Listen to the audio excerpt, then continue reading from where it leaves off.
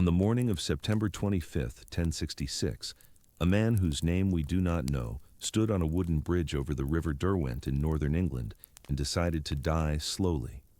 He was tall. The sources are consistent on this point, which suggests it was striking enough to notice even among Norsemen, a people not known for smallness. He wore mail, probably, the kind of interlocked iron rings that took a skilled smith 3 months to assemble, and that stopped most things short of a direct thrust or a lucky arrow. He carried an axe. The chronicles call it a Danish axe, which in this period meant a weapon with a cutting edge nearly a foot wide, mounted on a shaft as tall as a man's shoulder, requiring 2 hands to wield and considerable strength to wield well. He was one man.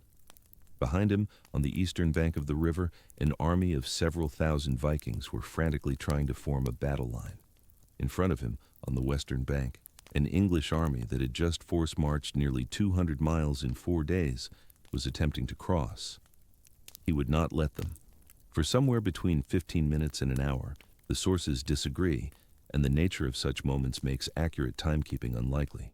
This single warrior held the 3-meter width of Stamford Bridge against the entire army of Harold Godwinson, King of England.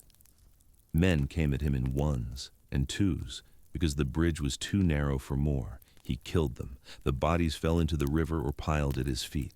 The English threw spears. He deflected them or took them on his shield or ignored the ones that found gaps in his armor. He did not advance. He did not retreat. He simply held the line, buying with his own heartbeats the minutes his comrades needed to prepare for the slaughter that was coming. We do not know his name. The Anglo-Saxon Chronicle, written by monks who had no particular reason to celebrate a pagan enemy, nonetheless records his stand with something that reads like awe. The Norse sagas, composed a century later by men who heard the story from men who heard it from survivors, remember him as a giant. Neither source names him. He was not a king, not a jarl, not a figure whose genealogy anyone thought worth preserving. He was a man who stood on a bridge until someone floated beneath it on a barrel or a boat or a piece of timber and thrust a spear up through the gaps in the planking into his groin. And then he fell. And then the English crossed. And then the battle began in earnest. By nightfall, the army he had died to protect would be functionally annihilated. Its commander, Harald Sigurdsson, called Hardrada, the last great Viking warrior king, would be dead, an arrow in his throat. Its purpose, the conquest of England, the restoration of Scandinavian dominion over the island, would die with him. And something larger would end as well, something that had shaped the contours of European civilization for 3 centuries. The age of the Northmen, the era when Scandinavian longships could appear on any coast from Baghdad to Newfoundland and reshape the political map through sheer violence and mobility, would close on a field in Yorkshire, in an afternoon of September slaughter, in a battle whose name most people have never heard. This is not a story about Harald Hardrada. His life has been told elsewhere, and it was remarkable enough that it deserves its own telling. The boy prince who fled a Norwegian civil war at 15, who served as a mercenary captain in the Byzantine emperor's personal guard, who fought in Sicily and Bulgaria and Jerusalem, who returned to Scandinavia with enough gold to buy a kingdom and enough ambition to want another. His death at Stamford Bridge was the final act of a biography that already read like mythology. But it was also the final act of something much larger than any single life. This is a story about a battle, and battles, unlike biographies, do not have protagonists. They have weather and terrain and logistics and luck.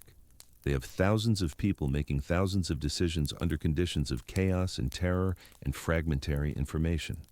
They have victors and vanquished, but the line between them is often thinner than anyone wants to admit, determined by which commander made slightly fewer mistakes, or which army's breakfast sat better in their stomachs, or which side of the field caught the afternoon glare.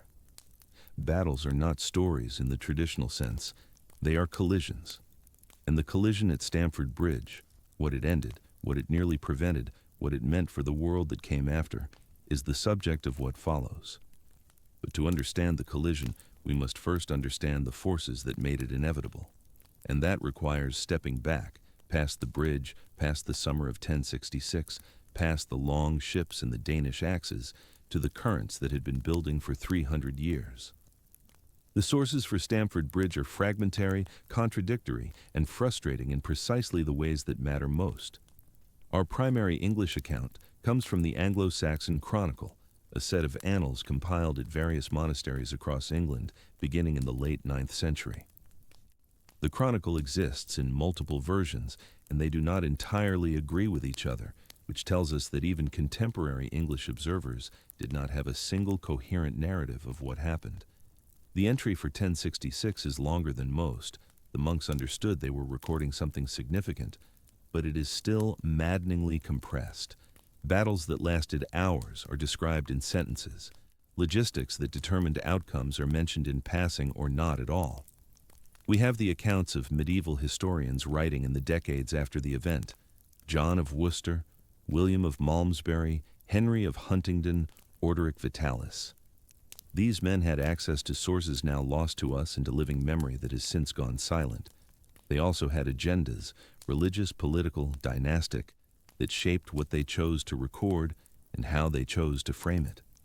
Henry of Huntingdon, writing roughly 70 years after the battle, provides the most vivid account of the lone axeman on the bridge, including the detail about the spear thrust from below. Is this accurate memory transmitted through oral tradition, or is it literary embellishment, the kind of heroic set piece that medieval chroniclers loved to insert because it made for better reading? We cannot know. We can only note that the story appears too early and in too many sources to dismiss as pure invention. From the Norse side, we have the sagas, specifically the Heimskringla, composed by the Icelandic scholar Snorri Sturluson in the early 13th century, roughly 150 years after the events it describes. Snorri was a remarkable historian by the standards of his era, genuinely interested in causation and evidence, skeptical of obvious mythology, willing to evaluate conflicting sources. He was also working at a distance of generations, reconstructing events from oral poetry, from garbled traditions, from the memories of memories of memories. His account of Stamford Bridge includes details found nowhere else: specific conversations, tactical decisions, the emotional states of commanders. Some of this may derive from eyewitness accounts that somehow survived a century and a half of transmission. Much of it is almost certainly reconstruction, informed speculation, or outright narrative invention. Modern archaeology has provided almost nothing. The battle site itself was identified centuries ago, but no systematic excavation has been conducted that has yielded significant finds. No mass graves, no weapon hoards, no definitive material confirmation of where precisely the fighting occurred or how many men died. The battle is a story told in words, not artifacts. What we can say with reasonable confidence is this: a Norwegian invasion fleet of several hundred ships carrying between 7,000 and 11,000 men landed in northern England in mid-September 1066. After winning a preliminary battle at Fulford against local English forces, the invasion army moved inland to Stamford Bridge, roughly 8 miles east of York, where they expected to receive hostages and provisions from the defeated region. Instead, they received Harold Godwinson. The details of what followed, the tactics, the timing, the precise mechanics of slaughter, exist in a space between history and inference. We will navigate that space as carefully as the sources allow. Where we speculate, we will say so. Where we cannot know, we will acknowledge the silence. What we can do is reconstruct the world that made this battle matter. Because Stamford Bridge was not an isolated event. It was the terminal point of a process 3 centuries in the making, the final spasm of an age that had reshaped everything it touched. To understand Stamford Bridge, you must first understand what the Viking Age was and why it ended. The conventional dates are 793 to 1066. The first date marks the raid on Lindisfarne, a monastery on a tidal island off the northeast coast of England, where Scandinavian raiders killed monks, stole treasures, and announced to Christian Europe that the sea was no longer safe. The second date marks the battle we are examining, after which Scandinavian military expeditions to Western Europe essentially ceased. Between these 2 points, a span of 273 years, roughly the same duration that separates us from the American Revolution, the Norse transformed the map of Europe through a combination of violence, commerce, settlement, and sheer geographical reach that has few parallels in human history. The scale of their activity remains astonishing even now. Vikings raided Constantinople and Paris and Seville and Pisa. They established permanent settlements in Normandy, in the Danelaw of eastern England, in Ireland, in Iceland, in Greenland, in, briefly, tragically, North America. They created the foundational political structures of what would become Russia. They served as the personal bodyguard of Byzantine emperors and brought Greek fire and Arabian silver back to Scandinavian trading posts. They colonized islands in the North Atlantic that had been entirely uninhabited since the last ice age. They did all of this in an era when most Europeans rarely traveled more than 20 miles from their birthplace, using wooden ships that could sail in 3 feet of water and carry 60 armed men across open ocean. What made this possible was not superior military technology. Their swords and axes were comparable to those of their opponents, but superior mobility. The longship was a technological marvel, the product of centuries of incremental refinement in a region where water was the only reliable highway. It could cross the North Atlantic in weeks. It could navigate shallow rivers hundreds of miles inland. It could be portaged overland between watersheds. It could beach on almost any coastline and depart before defenders could organize a response. The longship gave Scandinavian raiders the ability to appear anywhere, to concentrate force where it was least expected, and to withdraw before superior numbers could be brought to bear. This asymmetric advantage lasted for generations. It lasted because the kingdoms of Western Europe were fragmented and mutually hostile, unable to coordinate coastal defense. It lasted because Scandinavian society had evolved to produce exactly the kind of young, violent, disposable men who would risk death for plunder and glory, a surplus of landless younger sons with nowhere to go and nothing to lose. It lasted because the targets were rich and undefended, monasteries loaded with gold, towns that had not seen war in generations, river systems that led deep into fertile heartlands. But asymmetric advantages do not last forever. The factors that enabled the Viking Age were already eroding by the mid-11th century, and the battle at Stamford Bridge was, in many ways, the last time the old formula could even be attempted. The kingdoms of Western Europe had learned. England in 1066 was not England in 793. The fragmented petty kingdoms of the early period had consolidated into a unified realm with a functioning tax system, a military bureaucracy, and a network of fortified towns, the boers, established by Alfred the Great and his successors specifically to counter Scandinavian raiders. The military elite had professionalized. The fyrd, the peasant militia that formed the bulk of English armies, could be summoned quickly and moved rapidly across road networks that had been maintained since Roman times. Most importantly, the English had developed a system of coastal watchers and signal fires that could warn of approaching fleets, denying the raiders the element of surprise that had been their greatest asset. Scandinavia itself had changed. The loose confederation of chieftains and petty kings that had characterized the early Viking Age had consolidated into 3 recognizable kingdoms, Denmark, Norway, and Sweden. These kingdoms had converted, unevenly, incompletely, but genuinely, to Christianity, which brought them into the diplomatic and marital networks of European royalty and made them, in theory at least, subject to the moral constraints that Christian rulers were supposed to observe. The surplus of violent young men had been partially absorbed into royal armies, into the Byzantine Varangian Guard, into the settler communities that now dotted the North Atlantic. The economic base had shifted from raiding to trade. Towns like Hedeby and Birka, and later Bergen, had become commercial centers integrated into a continental economy. There was still violence. There was always violence. But it was increasingly state-directed violence, the violence of kings pursuing dynastic claims through legitimate invasion rather than freebooters pursuing personal enrichment through coastal terror. The raid on Lindisfarne was anarchic, improvisational, and devastating. The invasion of 1066 was a state enterprise commanded by a crowned king, organized around a specific legal claim, and designed to result in permanent political control. The transformation tells you everything about how the Viking Age had changed, and why, by 1066, it was ready to end. The summer of 1066 was, by any measure, one of the most consequential summers in the history of the British Isles. 3 armies would contest for the English throne, 2 of them would be destroyed. The third would establish a dynasty that lasted, in one form or another, until the present day. Understanding what happened requires understanding who the contestants were and why each believed they had a right to rule. Edward the Confessor, King of England, died on January 5, 1066. He had reigned for 24 years. He had built Westminster Abbey. He had been, by the standards of his era, a reasonably successful monarch, pious, generally peaceful, capable of managing the fractious English nobility.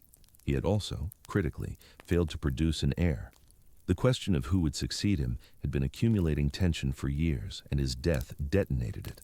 The strongest claim by blood belonged to Edgar the Atheling, a boy of perhaps 14, the great-grandson of Ethelred the Unready. In theory, the English throne passed within the royal bloodline, and Edgar was the closest living male relative of the deceased king. In practice, the English system was not strictly hereditary.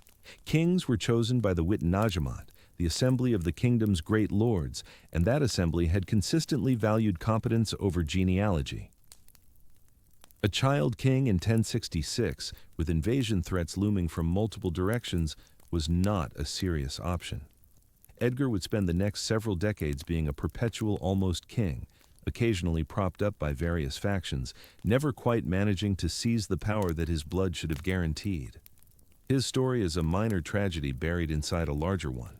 The man who actually received the crown was Harold Godwinson, Earl of Wessex, and the most powerful nobleman in England. Harold's claim was not dynastic. He was not related to the royal bloodline, but it was practical. He controlled the largest military force in England. He had administrative experience, having effectively governed the kingdom during the final years of Edward's increasingly passive reign. He had, crucially, the support of the Witenagemot, which chose him within days of Edward's death and crowned him in the newly completed Westminster Abbey on January 6th. Harold's position was strong but not uncontested. Across the Channel, William, Duke of Normandy, had his own claim.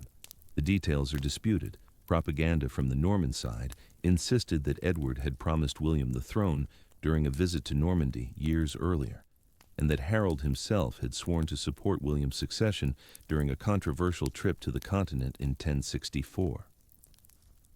The English position was that no such promise was binding, that Edward could not dispose of a throne that was not hereditary property, and that Harold's oath, if he had made one, had been extracted under duress and was therefore void. The legal merits mattered less than the practical ones. William was assembling an invasion fleet, recruiting mercenaries from across northern France, and securing papal blessing for what he was framing as a holy war to depose a perjured usurper. Across the North Sea, Harald Hardrada of Norway was making his own preparations. His claim was more tenuous still. It derived from an alleged agreement between an earlier Norwegian king and a previous English ruler, a chain of promises and counter-promises that had dissolved into the murk of contested diplomacy. Hardrada's real claim was simpler. He had ships, he had men, and he wanted England. He had spent his entire adult life accumulating wealth and power through violence, and England was the largest prize still available. The legal justification was window dressing. The longships were the argument. England thus faced invasion from 2 directions simultaneously, separated by hundreds of miles and dependent on weather patterns that no one could predict. Harold Godwinson spent the summer of 1066 in the south, watching the Channel, waiting for William's fleet, keeping his army mobilized and his ships at sea. He could not be in 2 places at once. He had to guess which threat would materialize first and commit his forces accordingly. He guessed wrong. The Norwegian fleet landed in early September, near the mouth of the Humber, carrying what the sources describe as 300 ships' worth of warriors. The number is conventional. Medieval chroniclers loved round figures, but even allowing for exaggeration, this was a formidable force. Harold Hardrada had been joined by Tostig Godwinson, Harold's estranged brother, who had been exiled the previous year after a rebellion in his northern earldom, and who now sought revenge and restoration through alliance with his brother's enemies. The combination was potent. Hardrada's military reputation and Scandinavian manpower, Tostig's local knowledge and claim to English allegiance. The invasion moved inland along the rivers, following the ancient pattern of Scandinavian incursion. On September 20th, at a place called Fulford, just south of York, the Norwegian army met a hastily assembled English force under the northern earls Edwin and Morcar. The battle was catastrophic for the English. The earls survived, but their armies were shattered and the north lay open. Harold Hardrada did not press immediately into York. Instead, he withdrew to Stamford Bridge, 8 miles to the east, where the River Derwent could be crossed and where the surrounding countryside could supply provisions. He was waiting for hostages, prominent Englishmen from the region who would guarantee the North's submission, and for supplies that the conquered territory would provide. The strategic situation seemed excellent. The northern English military capacity had been destroyed at Fulford. Harold Godwinson was hundreds of miles to the south, his attention fixed on the Norman threat that had not yet materialized. There was time to consolidate, to extract oaths of loyalty, to prepare for whatever came next. There was not time. What Harold Hardrada did not know, could not have known given the communication technologies of the era, was that Harold Godwinson had already begun moving north. The moment news of the Norwegian landing reached him, the English king had abandoned his southern vigil and begun one of the most remarkable forced marches in medieval military history. The distance from London to Stamford Bridge is roughly 185 miles. Harold covered it in 4 days. To appreciate what this means, you must understand the logistics of medieval military movement. Armies in this period typically moved at perhaps 10 to 15 miles per day, limited by the pace of infantry, by the need to forage for food, by the exhaustion of men carrying weapons and armor over unpaved roads. Harold's march averaged over 45 miles per day. His men, or at least the mounted component of them, the professional housecarls and the thanes who could afford horses, rode through the night, changing mounts where possible, eating in the saddle, pushing through fatigue that modern soldiers would recognize as performance degrading. Not everyone made it. The English army that arrived at Stamford Bridge on September 25th was smaller than the one that had left the south, winnowed by exhaustion and the inability of slower elements to keep pace. But it was still formidable, and more importantly, it was present. It was there when no one expected it to be there. It appeared on the western bank of the Derwent on a September morning when Harold Hardrada had sent a substantial portion of his army back to the ships, when many of his men had left their armor behind because the weather was fine, when the Norwegian host was scattered in foraging parties and administrative detachments across several miles of English countryside. The Vikings at Stamford Bridge looked up and saw an army where no army should have been. The morning of the 25th was warm. The sources are consistent on this point, and it explains one of the critical factors in what followed. Many of the Norwegian warriors had left their mail behind. Chainmail is effective armor, but it is also heavy. A full hauberk weighs between 20 and 30 pounds, and in warm weather, wearing it for extended periods is exhausting and uncomfortable. The army at Stamford Bridge was not expecting battle. They were expecting hostages and cattle. They had dressed for administration, not for war. The first indication that something had gone wrong was probably dust on the Roman road that led from York. An English army moving fast raises a plume that can be seen for miles. The Norwegians had scouts, presumably, but scouts cannot outrun the news they carry when the news is already arriving. By the time Harold Hardrada understood what was approaching, the English vanguard was already visible. What happened next is where the sources diverge in ways that cannot be reconciled. The Anglo-Saxon Chronicle, characteristically terse, says only that Harold came upon the Norwegians by surprise and fought them beyond the bridge, and that there was great slaughter on both sides. The saga tradition, particularly Snorri's Heimskringla, provides a much more elaborate account. parleys between the armies, heroic speeches, the famous exchange in which Harold Godwinson offered his brother Tostig restoration of his earldom if he would change sides, and Tostig asked what Harold Hardrada would receive, and Harold replied, 7 feet of English ground, or as much more as he is taller than other men. The line is perfect, which is why historians distrust it. Perfect lines are usually composed after the fact. What we can reasonably reconstruct is the tactical situation. The river Derwent, at the point where Stamford Bridge crossed it, was not a major obstacle. It was shallow enough to ford in places, not particularly wide, but it was an obstacle. The bridge itself was a bottleneck, wide enough for perhaps 3 or 4 men to cross abreast. The bulk of the Norwegian army was on the eastern bank. The English were approaching from the west. Between them was that narrow wooden span. In the time it took the English vanguard to close the distance, the Norwegians had to make decisions. They could try to hold the bridge and buy time for their scattered forces to concentrate. They could attempt to cross to the western bank and meet the English before they reached the river. They could retreat eastward toward their ships. Each option had costs. Each option assumed knowledge of English numbers and intentions that they did not possess. In the chaos of a surprise contact, there is no time for careful analysis. There is only reaction. A detachment of Norwegians, we do not know how many, crossed to the western bank to delay the English advance. These men fought and died quickly. They were a speed bump, not a defense. The English swept them aside and reached the bridge, and there they stopped. Because a man stood on the bridge. One man, tall, armored, carrying an axe, blocking the only quick route to the enemy. The stand of the lone axeman at Stamford Bridge is one of those episodes that exists at the borderline between history and legend.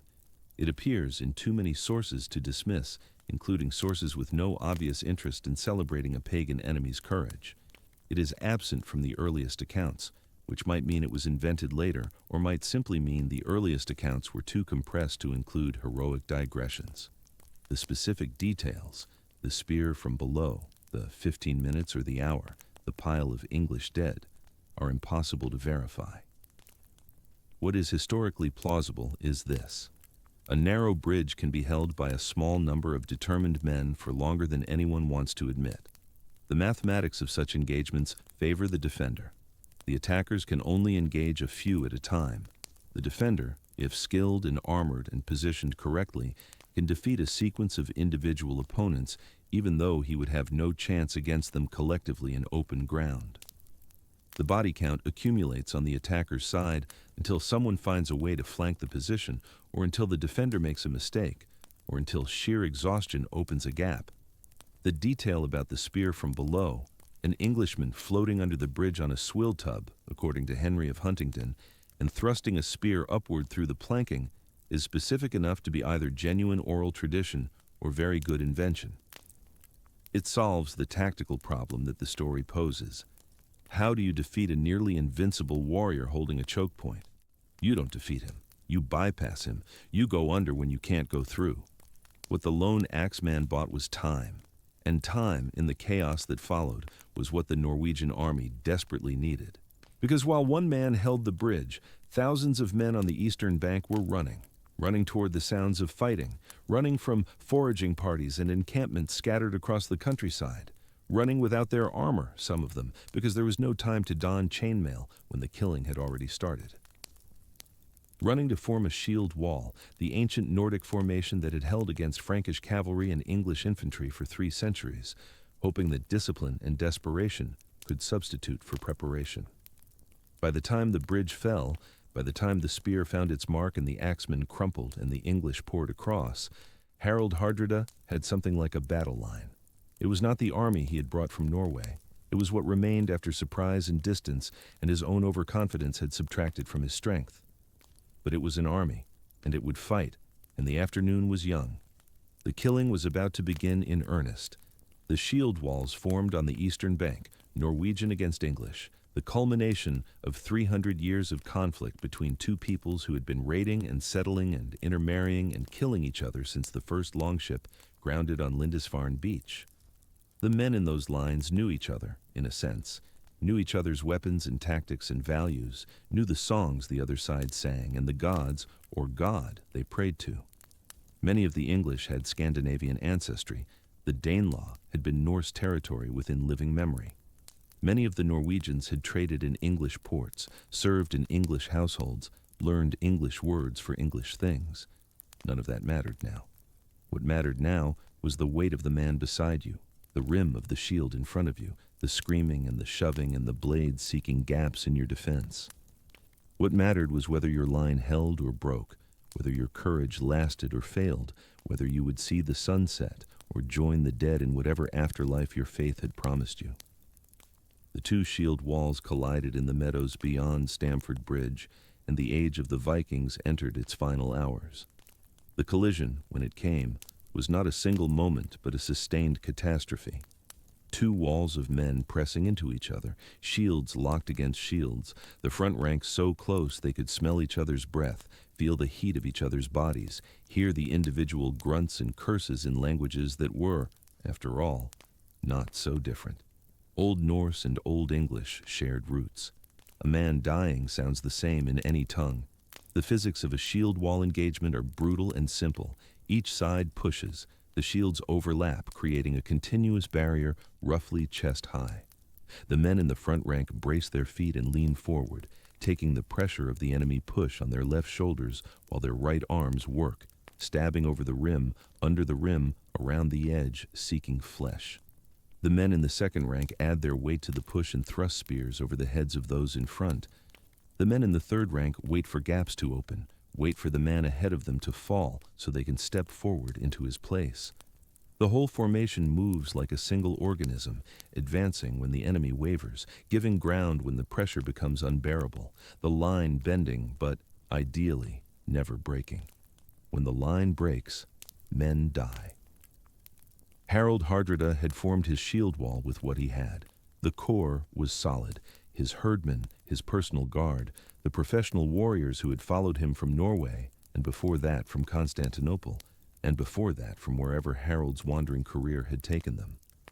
These were men who had stood in shield walls before, who knew the rhythm of advance and retreat, who could feel the moment when an enemy formation was about to crack.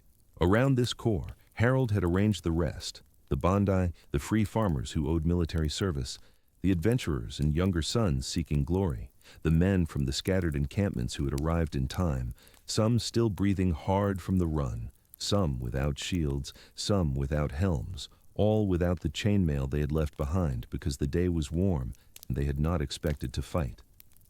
Harold Godwinson's army was fresher, better armed, and furious. They had marched 200 miles in 4 days. They had been told their coast was burning. They had arrived to find the invaders scattered and unprepared, and now they were going to make the Norwegians pay for every farm looted, every church despoiled, every English life taken. The English fought with axes, the great two-handed Danish axes that had become iconic of English warfare since Canut's time. They fought with swords and sea-axes. They fought with spears long enough to reach over the shield wall and short enough to thrust in close quarters. And they fought with the cold efficiency of men who knew exactly what was at stake.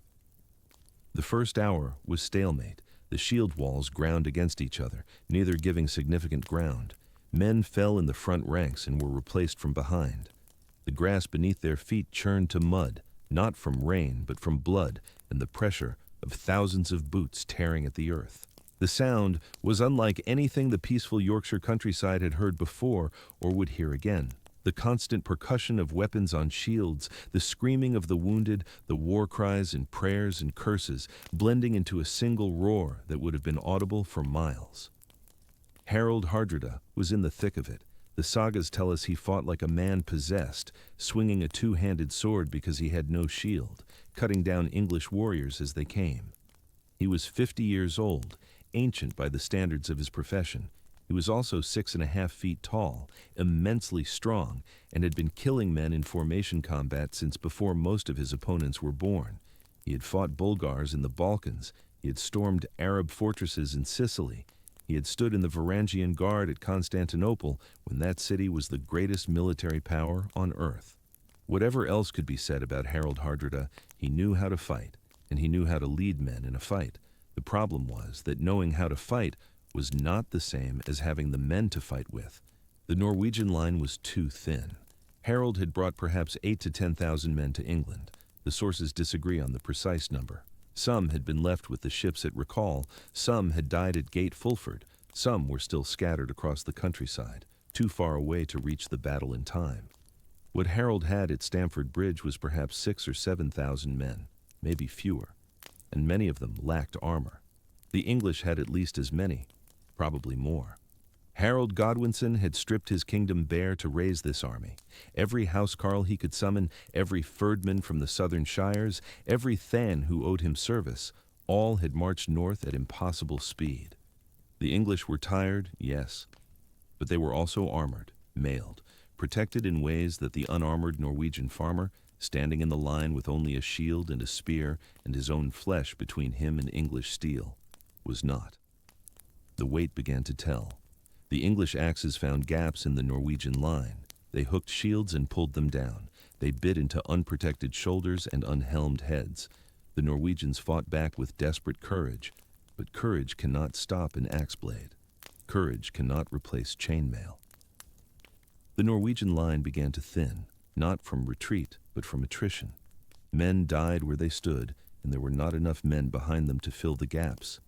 Harold saw it happening. He was experienced enough to read the shape of a battle, to sense when the momentum was shifting against him. He called for his banner, Land Ravager, the great raven standard that had flown over his campaigns for 20 years, and he gathered his herdmen around him for a counterattack. If he could break through the English center, if he could reach Harold Godwinson and kill him, the battle might still be won. Everything might still be won. England, the crown, the legacy he had spent his entire life building toward. He charged. The sources describe what happened next in terms that blur the line between history and legend. Harald Hardrada, king of Norway, conqueror of the Mediterranean, the last of the great Viking war kings, led his household warriors forward in a wedge formation aimed at the heart of the English line. He cut his way through the front ranks. He was still swinging his two-handed sword, still killing, still pressing forward when the arrow found him. It struck him in the throat. He fell. The moment demands attention. Here was a man who had survived battles beyond counting. He had survived palace coups in Constantinople and blood feuds in Norway. He had survived shipwrecks and sieges and single combats with champions.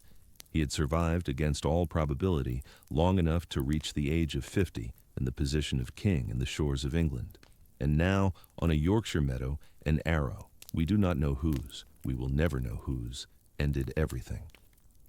The saga tradition says he was still fighting when he fell, that he had pressed so far forward into the English ranks that he was surrounded, isolated from his own men, still swinging his sword when the arrow struck. This may be embellishment. This may be the storytellers giving him the death they felt he deserved. What we know for certain is that he died, and that his death did not end the battle. Tostig was still alive. Harold Godwinson's brother, the exiled earl who had brought the Norwegians to England, who had provided the local knowledge and the political justification for the invasion, was still somewhere in the Norwegian line. The sources do not tell us exactly where. They tell us only that when Harold Hardrada fell, Tostig took command of what remained. And here, the story offers one of its strangest moments. Harold Godwinson, according to later accounts, sent a messenger across the field under a flag of truce. The message was for Tostig. It offered him his earldom back. It offered him forgiveness, reconciliation, restoration to everything he had lost. All he had to do was surrender. All he had to do was abandon the Norwegians who had followed him across the sea. Tostig's reply, if the accounts are accurate, was to ask what Harold would offer Harold Hardrada. The messenger said, 7 feet of English earth, or as much more as he needs since he is taller than other men. Tostig refused the offer. The battle resumed. The afternoon wore on. The shadows lengthened across the meadow. The Norwegian line contracted, the survivors pulling inward around their fallen king's banner, still fighting, still refusing to break, even though the cause was clearly lost. These were men who had crossed an ocean to fight for Harold Hardrada. Some of them had fought beside him for decades. They were not going to surrender his body to the English. They were not going to flee while his banner still flew. The reinforcements arrived too late. Eystein Ore, a Norwegian commander who had been left with the ships at Recall, heard the sounds of battle in force, marched his men the 12 miles from the ships to Stamford Bridge.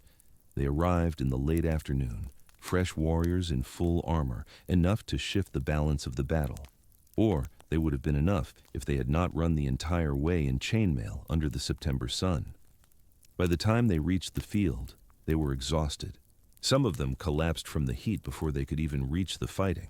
The rest threw themselves at the English line with whatever strength remained and achieved nothing but their own deaths. The sun began to set. The Norwegian army died. We do not know the exact hour when resistance ended. We do not know how many escaped. Some did, fleeing east toward the ships, leaving a trail of bodies that marked their retreat. We do not know exactly when Tostig fell or how, or whether he and Harold Godwinson ever came face to face across the shield wall. We know only that by nightfall, the Norwegian army had effectively ceased to exist. Of the 300 ships that had sailed from Norway, perhaps 24 were needed to carry the survivors home. 24 ships from 300. The arithmetic is staggering. It implies casualties of 90% or higher. It implies that of the 8 or 10 or 12,000 men who had sailed with Harold Hardrada to conquer England, fewer than 2,000 returned. The rest lay in Yorkshire meadows, food for ravens, their bones destined to be plowed into English fields and forgotten. Harold Godwinson had won. He had won completely, overwhelmingly, in a single afternoon. The Norwegian invasion that had seemed so threatening, that had crushed the northern earls at Gate Fulford and seemed poised to tear his kingdom in half, it was over. Harold Hardrada was dead. Tostig was dead. The Norwegian army was destroyed. The North was saved. And Harold Godwinson had exactly 19 days to enjoy his victory. Because while he stood over the corpse-strewn meadows of Stamford Bridge, while his men collected weapons and stripped armor from the dead and bound the wounds of the living, a fleet was landing on the southern coast. Duke William of Normandy, the man who had been waiting across the channel all summer for the wind to change, had finally arrived.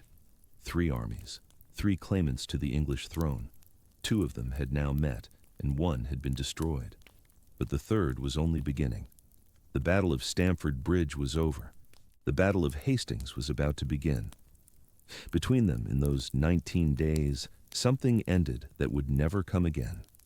The men who died at Stamford Bridge were the last of a tradition. They were the last Scandinavian army that would ever invade England with serious intent. They were the last warriors who could trace an unbroken chain of practice and memory back to the longship raiders who had sacked Lindisfarne in 793. They were the last practitioners of a particular way of war, the shield wall, the sea crossing, the sudden raid, and the bloody battle in the longships waiting in the harbor. After Stamford Bridge, there would be Scandinavian kings and Scandinavian wars and Scandinavian influence all across the medieval world. But there would never again be a great Viking army crossing the sea to conquer a foreign kingdom. Harold Hardrada was not the last Viking. There is no such thing as the last of anything. History does not offer such clean endings. But he was the last Viking king to mount a traditional Viking invasion, and when he fell with an arrow in his throat on that September afternoon, something fell with him that would not rise again. The English did not know this, of course. Harold Godwinson did not stand over Harold's body and think, "I have ended an era." He thought, "I have won a battle, and there is another battle coming, and I must march south immediately if I am to have any chance of winning that one too." He left 1/3 of his army in the north, the wounded, the exhausted, the men who simply could not march another 200 miles after what they had already endured. He took the rest and turned south. The distance from Stamford Bridge to Hastings is roughly 250 miles. Harold Godwinson covered it in less than 2 weeks, arriving in London to gather more troops before continuing to the Sussex coast. The pace defies belief. Medieval armies did not move at 40 miles a day, not even for short distances. The men who made this march were already depleted from the battle, already carrying wounds and weariness and the psychological weight of intense combat. And yet they marched. They marched because their king commanded it and because another army was burning their southern counties just as the Norwegians had burned the north. They marched because to stop moving was to lose everything. William of Normandy had landed at Pevensey on September 28th, 2 days after Stamford Bridge. He had brought perhaps 7,000 men, knights, infantry, archers, and he had immediately begun constructing a fortified camp and raiding the surrounding countryside. He was doing exactly what the Norwegians had done, devastating the land to force Harold to come to him, to fight on ground of William's choosing rather than waiting in some defensible position. Harold could have waited. Some of his advisors urged him to stay in London, to let the Normans exhaust themselves, pillaging a countryside that was already mostly stripped of harvest, to gather more troops and wait for William to make a mistake. Harold refused. The land being pillaged was his personal territory, his family's ancient holdings. The people being killed and robbed were his people, had been his father's people before him. He could not stand by while they suffered. And perhaps there was something else. Perhaps the victory at Stamford Bridge had convinced him that he could defeat any enemy through speed and aggression. He had caught the Norwegians unprepared and destroyed them utterly. Why should the Normans be any different? The Normans were different. The Normans had cavalry. This was the fundamental tactical reality that Harold Godwinson seems to have underestimated. The English army fought on foot, as they had always fought, in the dense shield wall formation that had served them for centuries.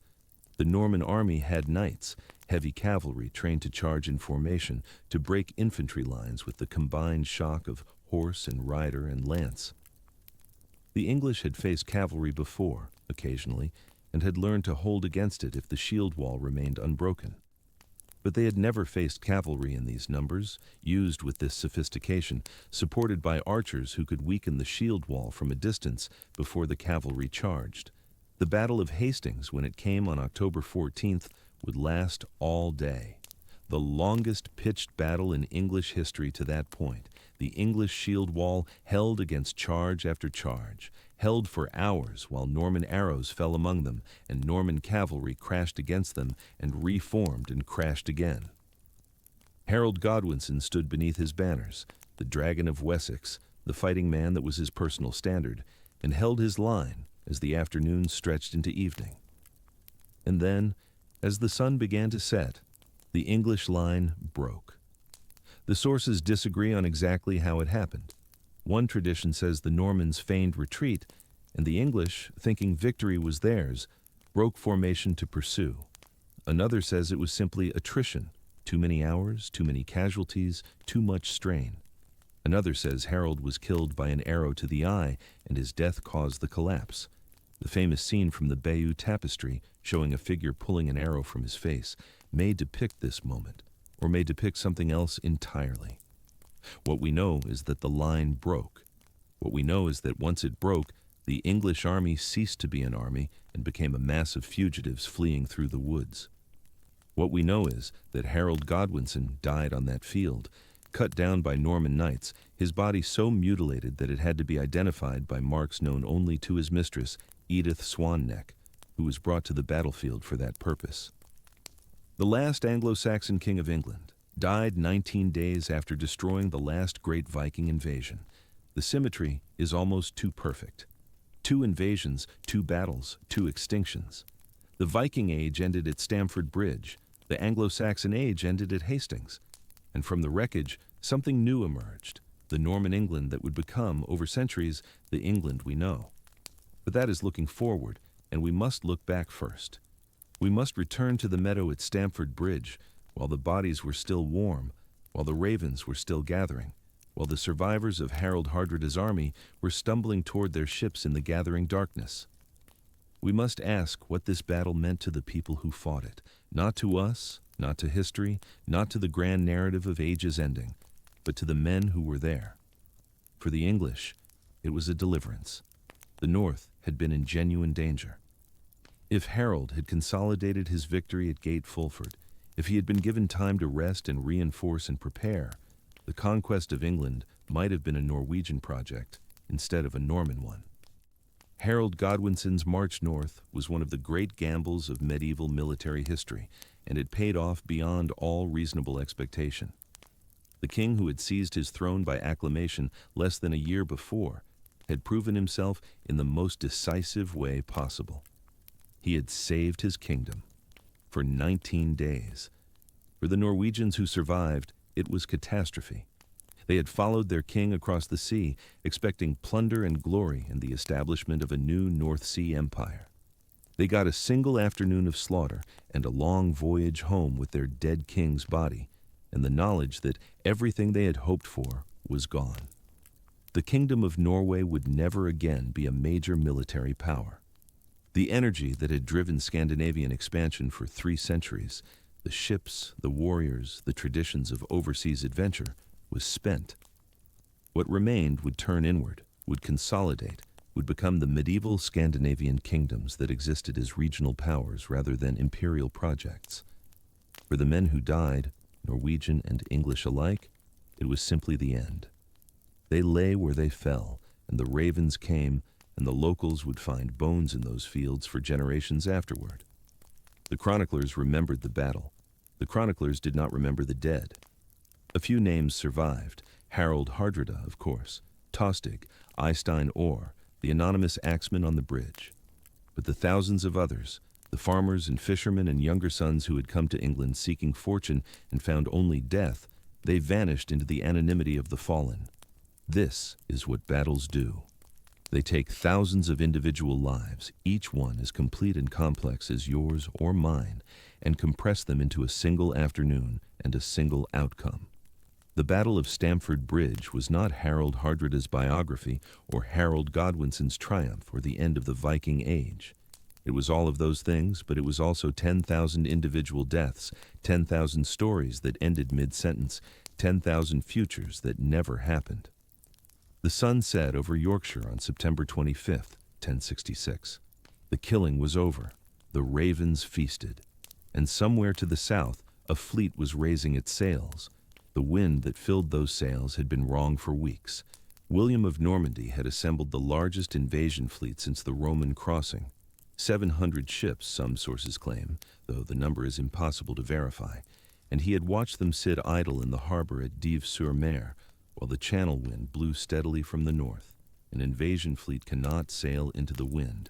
An invasion fleet cannot wait forever. And an invasion fleet whose soldiers have been sitting in camp since August, eating through provisions and growing restless and beginning to wonder whether God truly favors this enterprise, is an invasion fleet on the edge of dissolution. William had bet everything on this crossing. He had called in debts from across Normandy and beyond. He had promised land and titles to men who had no particular reason to follow him into what might be a disaster. He had obtained a papal banner blessing his invasion as a holy cause. Harold Godwinson, the Pope had been persuaded to believe, was an oath-breaker who had promised the English throne to William and then seized it for himself. Whether Harold had actually made such an oath, and under what circumstances, and whether it was binding, these were questions that would be debated for centuries. What mattered in September 1066 was that William had a banner and a fleet and an army, and no way to use any of them. The wind shifted on September 27th. We do not know exactly when William learned of Harold Hardrada's invasion of the north. We do not know whether he learned of Stamford Bridge before he sailed or after. The sources disagree, and the timeline is tight enough that either is possible. What we know is that William's fleet left the Norman coast on the evening of September 27th and landed at Pevensey on the morning of September 28th.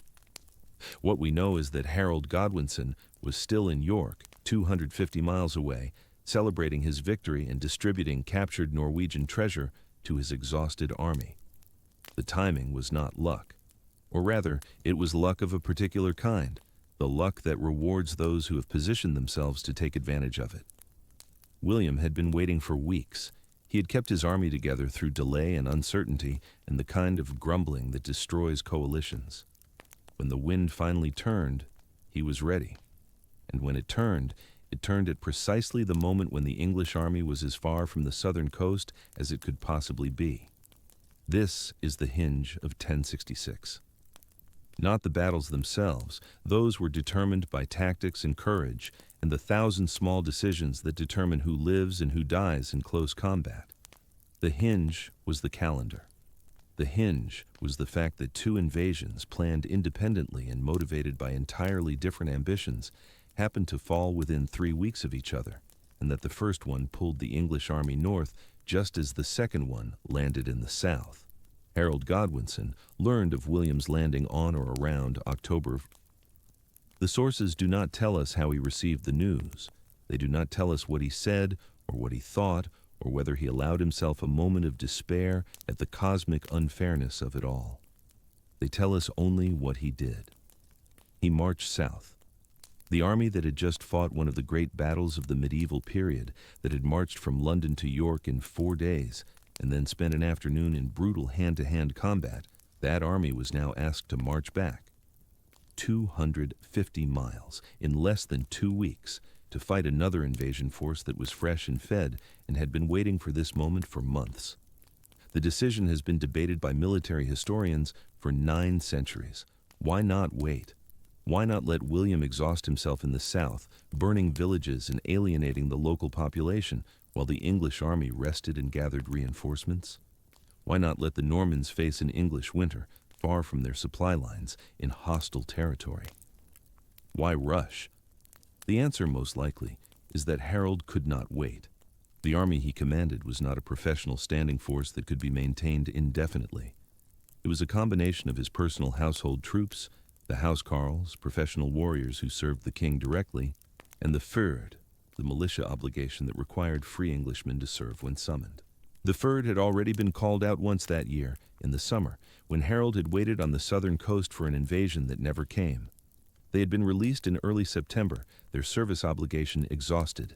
Now they were being called again, just weeks later, and the law and custom were unclear about whether they could be compelled to serve twice in a single season.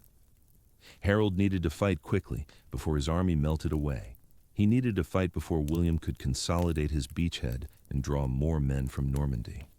He needed to fight while he was still the king who had destroyed Harold Hardrada at Stamford Bridge, while that victory was still fresh enough to inspire men to follow him into another battle. And perhaps, the sources do not say this, but human nature suggests it, perhaps he believed that the luck that had carried him through Stamford Bridge would carry him through again. He had faced an invasion by one of the most feared warriors in Europe, and he had won. He had killed a legend. Why should he fear a Norman duke? The march south was not the same as the march north. The army was smaller. Many of the men who had fought at Stamford Bridge did not make the return journey. Some had died in the battle. Some were too wounded to travel. Some had simply reached the limit of what they could be asked to give, and had gone home to their farms and families. The fyrd that joined Harold as he moved south was a different fyrd, raised from the southern shires, men who had not been at Stamford Bridge and did not share the exhausted bond of those who had. The housecarls marched. They had no choice. They were the king's men, and the king was marching, and that was the end of the matter. These were the professional warriors of Anglo-Saxon England, men whose entire lives were organized around combat. They carried the great two-handed axes that had become the signature weapon of English heavy infantry. They wore mail and helmets. They were, man for man, probably the finest infantry in Europe. They were also tired. They were tired in their bones, tired in their muscles, tired in the part of the soul that combat exhausts. They had marched 4 days north and fought a battle, and now they were marching south again, and they would fight another battle, and some of them must have known, must have felt in that place below conscious thought where the body keeps its own counsel, that they would not survive it. Harold reached London around October 6th. He stayed for perhaps 5 days, gathering what additional forces he could, receiving intelligence about the Norman position, making the calculations that generals must make about when to move and where to fight. His brothers Gurth and Leofwine urged caution. "Wait," they said. "Let us lead the army south while you remain in London gathering more men. If we lose, you will still be alive, and England will still have a king to rally around." Harold refused. He would lead the army himself. He would meet William in person. He would settle this with his own hands, as he had settled Stamford Bridge. The army left London on October 11th, moving south toward the coast. They marched through the Weald, the great forest that covered much of southeastern England, following the old Roman road that led to Hastings. They marched through villages where the inhabitants had already fled north, carrying their livestock and their valuables, having learned what Norman foraging parties did to the communities they passed through. They marched through a landscape that was already becoming a war zone. William had not been idle. In the 2 weeks since his landing, he had established a fortified camp at Hastings, built a wooden castle of the type the Normans had perfected, and sent his cavalry ranging through the surrounding countryside. The raids served multiple purposes. They gathered food for the army, they terrorized the local population into submission or flight, and they provoked Harold into doing exactly what William wanted, into coming south to fight before he was ready. This was William's gamble. He had landed on a hostile shore, with no line of retreat. The fleet that had brought him could not wait indefinitely. The same weather that had allowed his crossing could turn and bottle him up on the English coast. He needed a decisive battle, and he needed it soon. If Harold had waited, had adopted a strategy of delay and harassment, William's position would have become untenable. The Norman army would have starved or fragmented or been forced to attempt a winter campaign for which it was not equipped. But William understood something about Harold Godwinson. He understood that this was a man who had just won a great victory by moving faster than anyone expected, by being bold when caution would have been reasonable, by trusting his own ability to overcome the odds.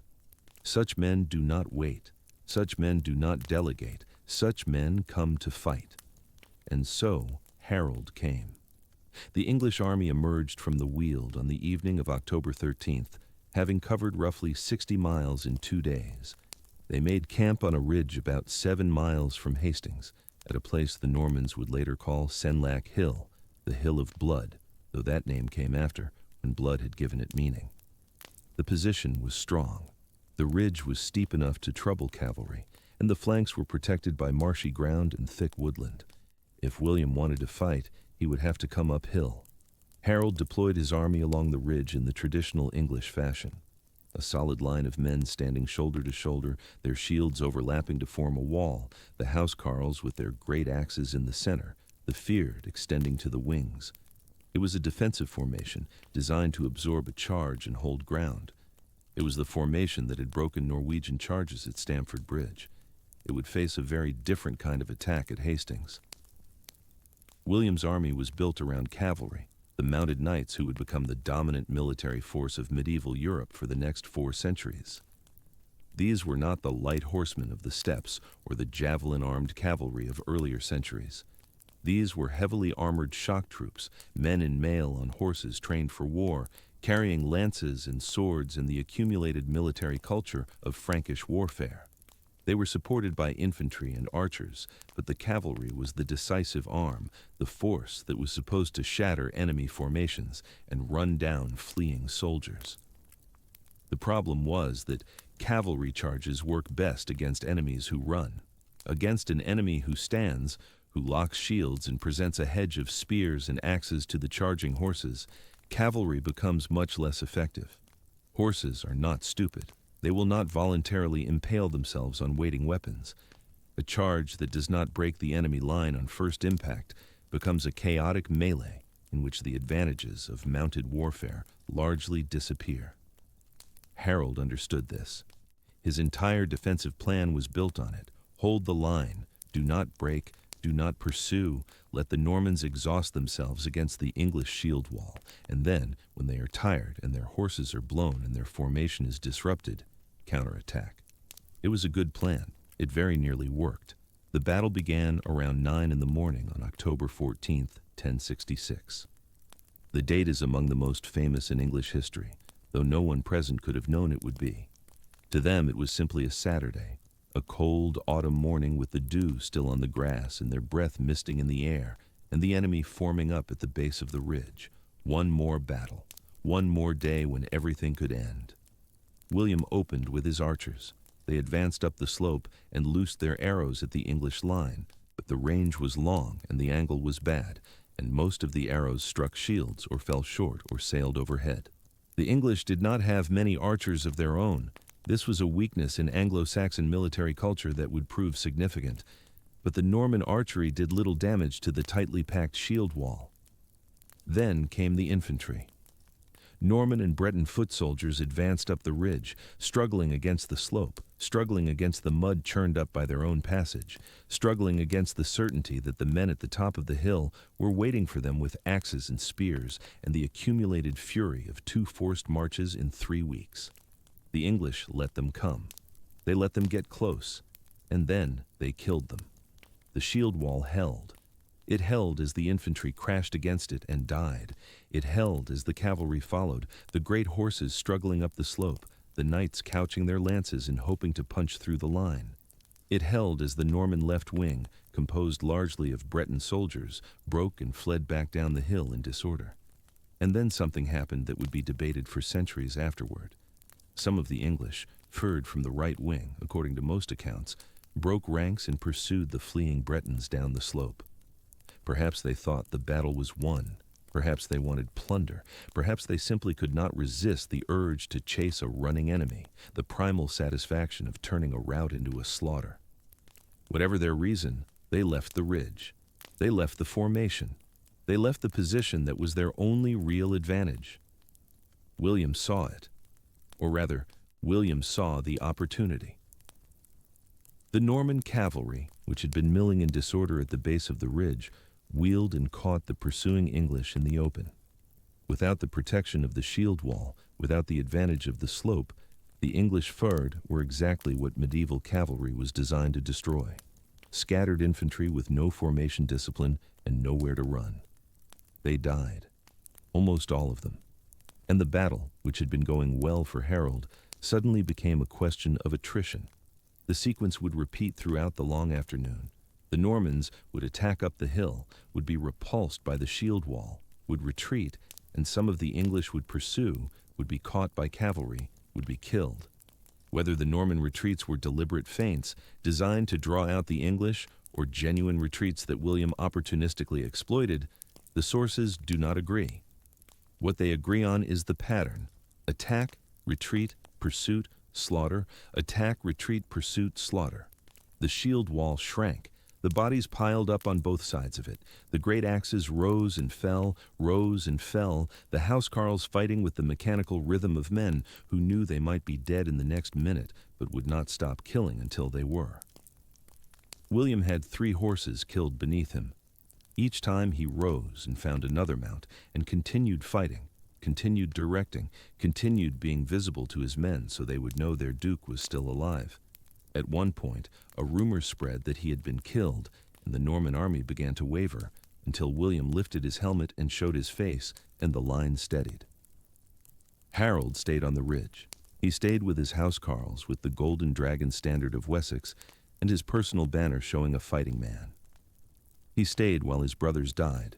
Gurth and Leofwine both fell somewhere in the long afternoon, though the sources do not say exactly when or how. He stayed while the shield wall grew thinner, and the Norman pressure grew stronger, and the sun began to sink toward the western horizon. The light was failing. The battle had lasted most of the day, far longer than most medieval engagements. Both armies were exhausted. The English shield wall, though reduced, still held the crest of the ridge. If darkness came before the Normans broke through, there would be another day. A day for Harold to bring up reinforcements, a day for the survivors to rest, a day for everything to change. The light was failing, and William gave the order that would end the Anglo-Saxon age. He ordered his archers forward. They had been largely useless throughout the day, these Norman bowmen. Shooting uphill at a shield wall was an exercise in futility. The arrows arced into the raised shields, thudded into the wooden barrier, dropped harmlessly at the feet of men who had faced worse than rain from the sky. The English had few archers of their own, and those they had were running low on ammunition, picking up the spent Norman shafts from the ground and sending them back down the slope. It was a defensive action, a holding action, and it had worked for hours. But now William changed the angle. He ordered the archers to shoot high, not at the shields, over them. A volley that would arc above the wall and fall on the men behind it, on the faces turned upward to watch the enemy's movements, on the eyes that had been safe all day behind the interlocked wood and iron. We do not know how many volleys were fired. We do not know how many men fell. What we know is that one of those arrows found Harold Godwinson.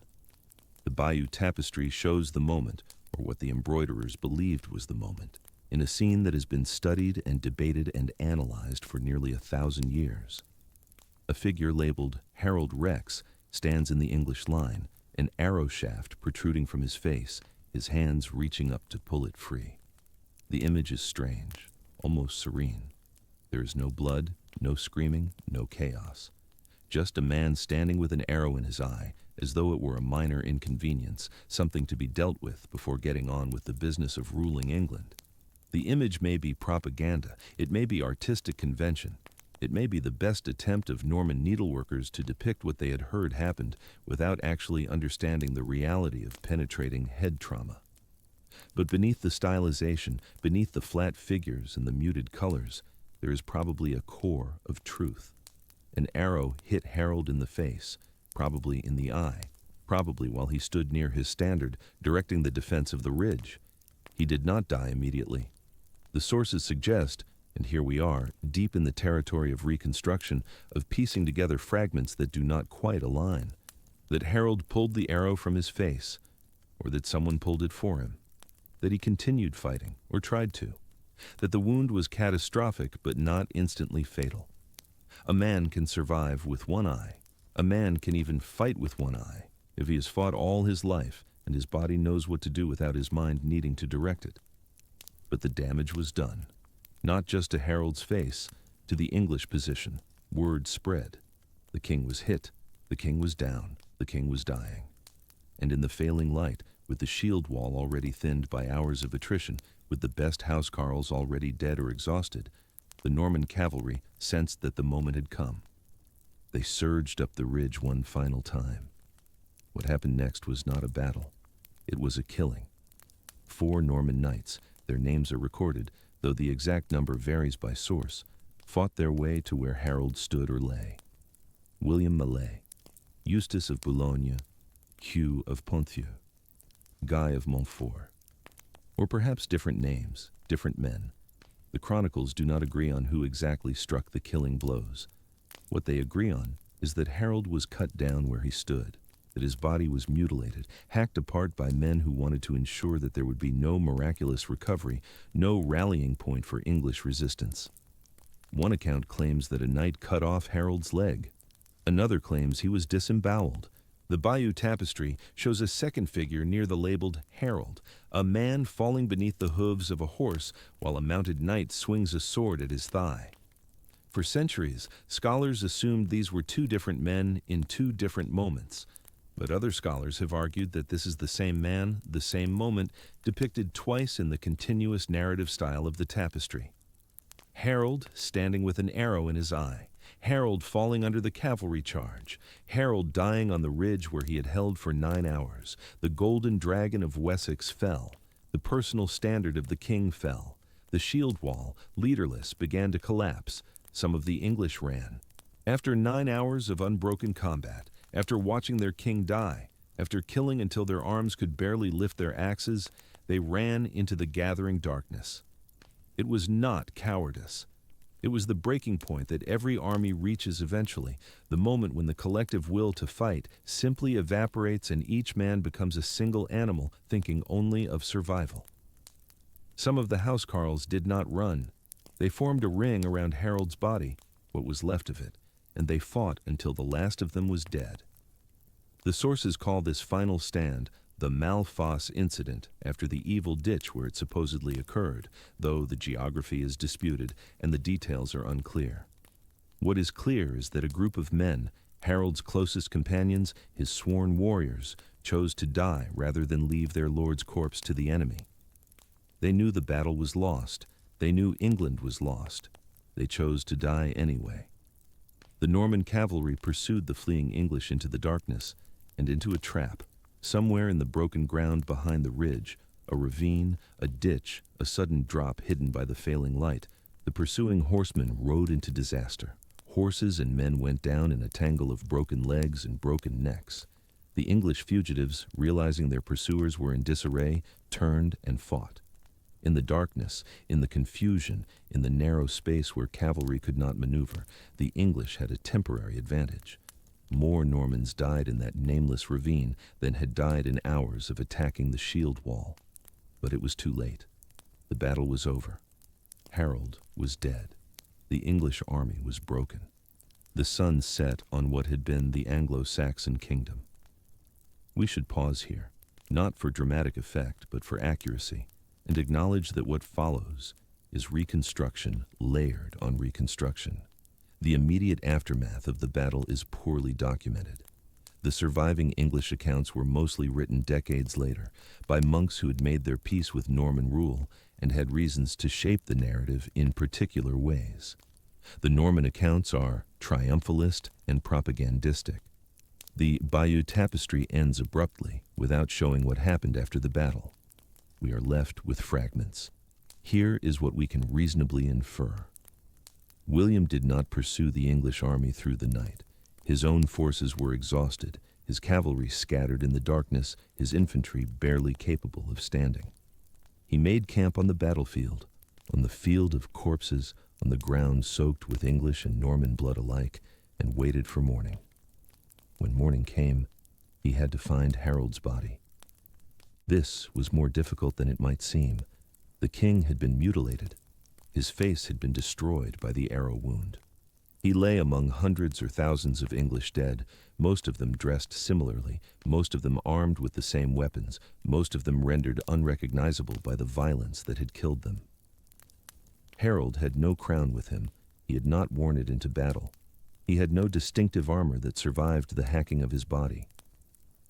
According to tradition, and here we are, deep in the territory of medieval hagiography, of stories that may or may not have any relationship to events, William sent for a woman named Edith Swanwick, Harold's former handfast wife, the mother of his children, the woman who had shared his bed for 20 years before he set her aside to make a politically necessary marriage with the sister of the northern earls.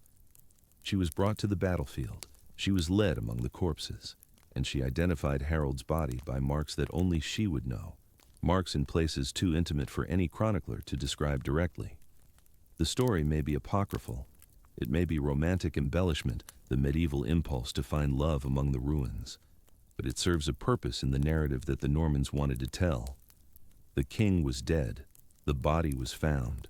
The identification was certain. The English had no one around whom to rally. What happened to the body afterward is disputed. One tradition says William initially refused to give it up for burial, that he ordered it buried on the beach at Hastings under a stone inscribed with a mocking epitaph. "Here lies Harold, who guarded the sea and shore." Another tradition says William eventually relented and allowed the body to be buried at Waltham Abbey, the church Harold himself had founded and endowed. Another tradition, much later, probably legendary, says the mutilated corpse was never Harold at all, that the king survived and lived for years as a hermit in Chester or Canterbury, doing penance for the sins that had brought God's judgment on England. None of these traditions matter as much as the simple fact. The body was never a rallying point. Whether buried on the beach, buried at Waltham, or hidden somewhere the Normans never found, Harold's remains did not become a focus for resistance. The cult of the martyred king, the shrine where the faithful gathered to remember what was lost, this never materialized in the way it had for other fallen rulers. Harold was dead, and England moved on to the question of what came next. The battle had lasted approximately 9 hours. The casualties were catastrophic on both sides. We do not have reliable numbers. Medieval chroniclers were not statisticians, and their estimates tended toward the symbolic rather than the accurate. Modern historians, working backward from what we know about the size of the armies and the intensity of the fighting, have suggested that somewhere between 2,000 and 4,000 English died on the ridge. Norman casualties may have been comparable, or slightly lower. For a single day of medieval combat, these numbers are staggering. The Battle of Hastings was, by the standards of its era, a bloodbath, but the numbers do not capture what was actually lost. The housecarls were gone. Not all of them. Some had remained in the north, some had been left to garrison key positions, some had simply not arrived in time, but the core of the professional fighting force that had served the English crown for generations died on that ridge. The men who had trained together, fought together, served the same lords for decades, who knew each other's names and habits and fighting styles, who constituted an institutional memory of how to make war, they were dead. The feared could be raised again. Peasant levies called up to fight another day. The housecarls could not be replaced. It would take a generation to train another corps like them, and England did not have a generation. Harold's brothers were dead. Gurth and Leofwine, The earls who had supported him, who had brought their own retinues to the fight, who represented the family power base in Wessex and East Anglia, dead. The Godwinson clan, which had dominated English politics for 2 decades, was effectively destroyed in a single afternoon. The English command structure was gone, not just the king, but the entire apparatus of experienced military leadership that had served the kingdom through crisis after crisis. The men who knew how to organize supply lines, how to coordinate between different contingents, how to read terrain and exploit weaknesses, dead or scattered. The institutional knowledge that resided in these men's heads, that had never been written down because it didn't need to be, that had been passed from generation to generation through apprenticeship and observation, lost. And the survivors knew it. The English who had fled the field, who had made it to London or beyond, who would wake up in the coming days and realize they were still alive. They knew that what had been lost could not be rebuilt. They had seen the housecarls die. They had seen the earls fall. They had seen the king struck down. They knew that the army that marched north in September and south in October, the army that defeated Hardrada and then force-marched to face William, was gone forever. The Battle of Stamford Bridge had ended the Viking Age. The Battle of Hastings ended Anglo-Saxon England. It is worth dwelling on that phrase, ended Anglo-Saxon England, because it can mean many things, and the Normans wanted it to mean one thing in particular. They wanted it to mean that the old order was illegitimate, that Harold was a usurper, that William was the rightful king restoring proper succession.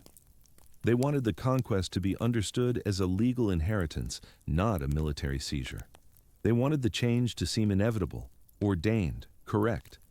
But the change was not inevitable. It was contingent on 1,000 factors that could have gone differently.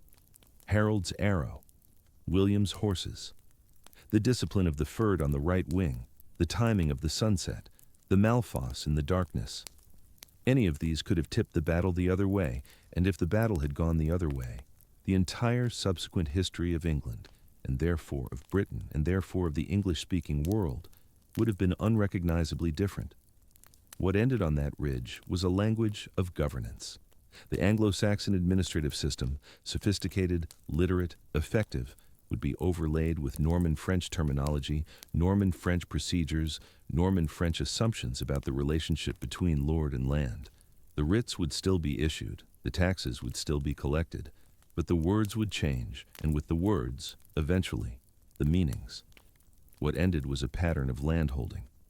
Within 20 years of Hastings, virtually every major landholder in England would be Norman or Breton or Flemish.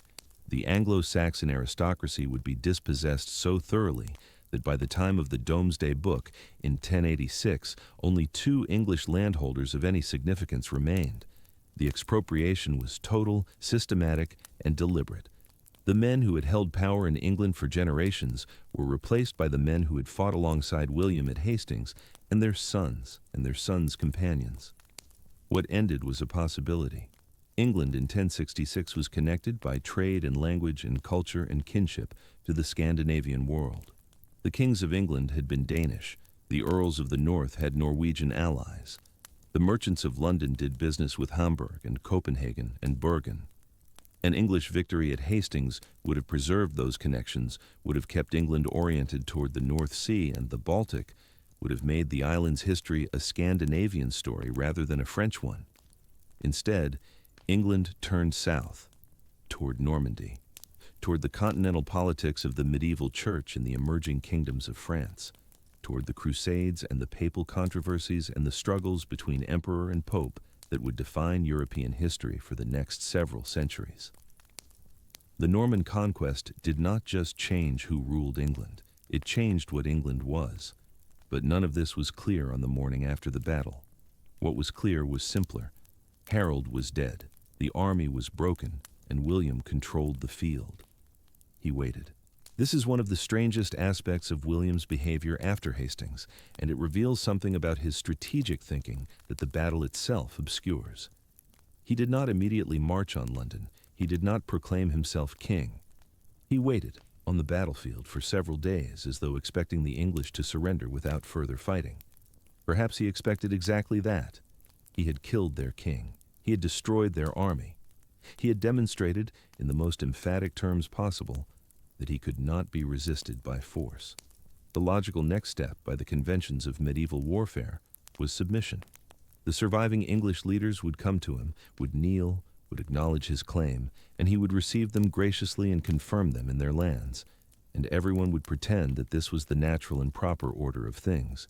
But the English did not surrender. Not immediately, not easily. In London, the surviving members of the White Najmat gathered to choose a new king. Their choice was Edgar Atheling, the last male descendant of the old Wessex royal line, the boy who had been passed over for Harold after Edward's death. Edgar was 14 years old. He had no military experience. He had no power base. He had no army.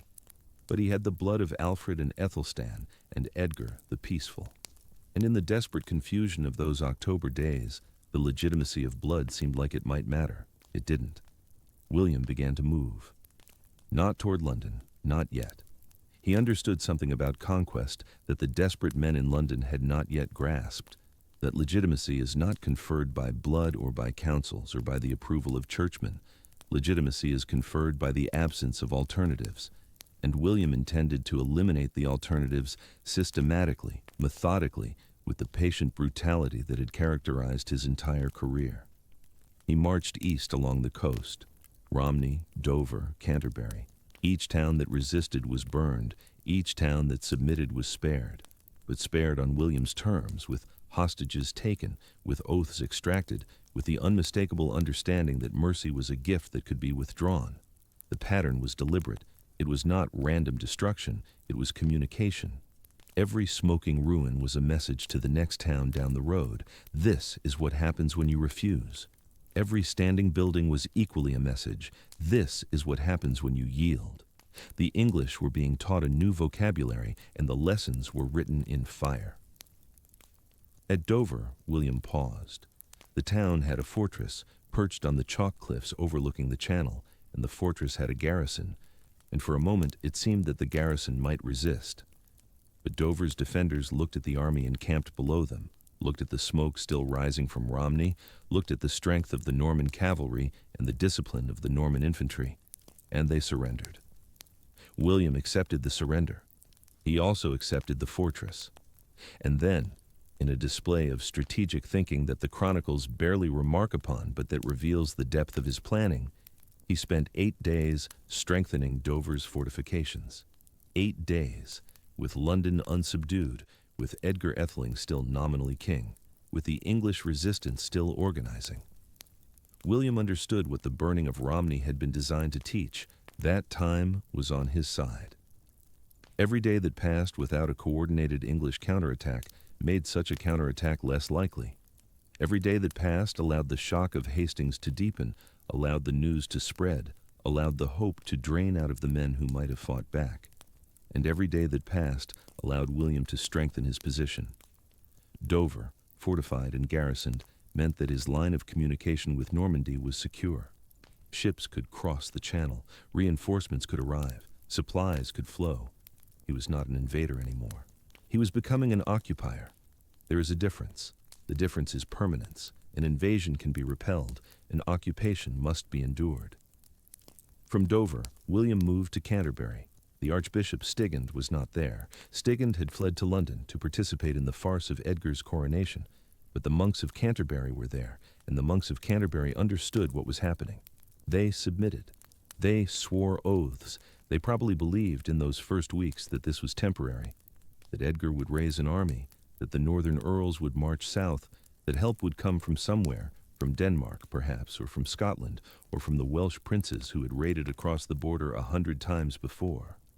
Help did not come. The northern earls did not march. Edwin and Morcar, the brothers who controlled Mercia and Northumbria, the men whose support had been essential to Harold's reign, and whose absence at Hastings had been so conspicuous, stayed in the north. The sources do not explain why. Perhaps they were waiting to see how events unfolded. Perhaps they were calculating that Edgar's cause was hopeless, and that their best chance of survival lay in making a separate peace. Perhaps they simply could not move fast enough, could not raise forces quickly enough, could not coordinate with the fragmented remnants of English resistance. Whatever the reason, their inaction was decisive. London was alone. And London, despite its walls, despite its wealth, despite the determination of the men who had gathered there to crown Edgar, was not capable of sustained resistance. The city had no army. The fyrd that might have defended it was scattered, its survivors making their way home through a countryside that was learning what Norman occupation meant. The huscarls, who might have stiffened the defense, were dead on the ridge at Senlac. Edgar himself, the boy king, was a symbol without substance, a legitimacy without power. The men around him, Archbishop Stigand, Archbishop Ildred of York, the handful of thegns and bishops who had not fled, were politicians, not soldiers. They could debate, they could negotiate, they could calculate. They could not fight. William did not approach London directly. Instead, he crossed the Thames at Wallingford, west of the city, and began to circle. The movement was both tactical and psychological. Tactically, it cut off London from the west, from any relief that might come from the Welsh borders or from the estates of the remaining English nobles in that direction. Psychologically, it demonstrated that William could go wherever he wished, that the English could not stop him, that resistance was not merely dangerous, but futile. He burned as he went. The harrying of the lands around London in November of 1066 was a small preview of what would come later, in the north, but it was enough. The smoke rising from the villages within sight of London's walls told the men inside the city everything they needed to know about their options. At Berkhamsted, they came to him. The delegation included Archbishop Stigand, Archbishop Eldred, Edgar Etheling himself, Earl Edwin, Earl Morcar, all of them, the entire surviving leadership of Anglo-Saxon England, walking or riding the road to meet the conqueror and offer their submission. The chronicles record the scene with varying degrees of detail, but the essential shape is consistent across the sources. They knelt. They offered the crown. They gave hostages. They swore oaths. William, magnanimous in victory, accepted their submission and promised to be a good lord to them. The promise was kept after a fashion. None of them were killed immediately. Edgar was allowed to remain at court, a pet prince, a tame Etheling, proof that William's mercy was as vast as his power. Edwin and Morcar were confirmed in their earldoms for a time. Stigand was allowed to remain archbishop for a time. The appearance of continuity was preserved. The reality of conquest was obscured, temporarily, by the vocabulary of legitimacy. William had not seized England. England had chosen him. The Witenagemot had offered him the crown. The nobles had sworn fealty. The whole thing was perfectly legal, perfectly proper, perfectly in accordance with the forms that everyone understood. The forms, of course, were lies. But they were useful lies. They allowed the transition to proceed without additional bloodshed. They allowed the surviving English aristocracy to pretend that they still mattered, that they still had a place in the new order, that collaboration was not betrayal, but pragmatism. They allowed William to rule as king rather than as conqueror, to issue writs in proper form, to collect taxes with proper authority, to exercise power through institutions rather than through naked force alone. The violence was real. The violence was the foundation. But the forms built on that foundation made the violence sustainable. On Christmas Day, 1066, in Westminster Abbey, in the church that Edward the Confessor had built and where Harold had been crowned not quite a year before, William was crowned King of England. Archbishop Eldred performed the ceremony. Stigand was too compromised, his own position as archbishop too questionable, to preside over something this important, and the ritual followed the traditional English form. William was acclaimed by the nobles present. He swore the traditional oaths. The crown was placed on his head. He was anointed with holy oil. Everything was done properly, and then it went wrong. The Norman guards outside the abbey, hearing the shouts of acclamation from within, misunderstood. They thought the shouting meant rebellion. They thought the English inside the church were attacking their duke. And so they did what Norman soldiers had been trained to do when they perceived a threat. They set fire to the surrounding buildings. The flames spread quickly, and the congregation inside the abbey, English nobles, Norman knights, bishops, clergy, panicked. Some fled, some stayed, frozen. William stayed. He completed the coronation while the world outside burned, his hands shaking, One chronicle notes this, that the conqueror's hands shook as he took his oaths, and the ceremony concluded in smoke and terror and confusion. It was an omen, if you believe in omens. The reign begun in fire would continue in fire. The kingdom unified by violence would be maintained by violence.